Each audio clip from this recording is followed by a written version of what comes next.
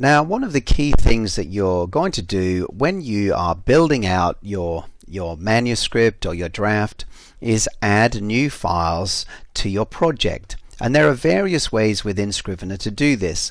The simplest and quickest is just to click this big green button here with a plus on. It's pretty self-explanatory. The file is going to be created wherever you put it. So if I were to choose the research folder and click that, it would put a new file in my research folder.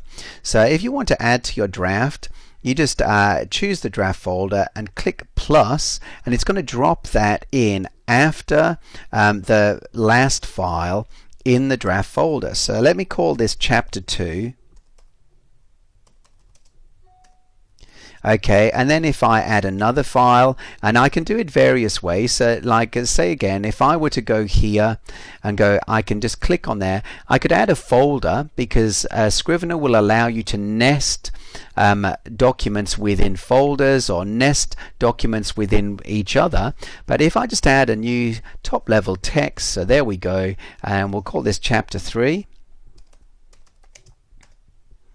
Okay, you can also come down here, okay, and just click here, and that will add another one. Okay, so chapter 4.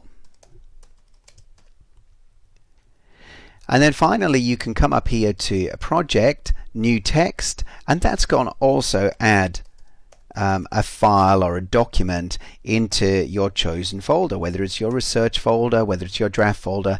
You can also add folders, like I say, so you can go project, new folder. You can add a new folder down here, or you can go, so let me choose my draft and say, actually, I want to add a folder, and then that's going to add a folder in there. So I could put part 2. Or whatever you want. We will talk more about organization within your draft, within your binder in other videos. But essentially that's how easy it is to add new documents into your draft folder.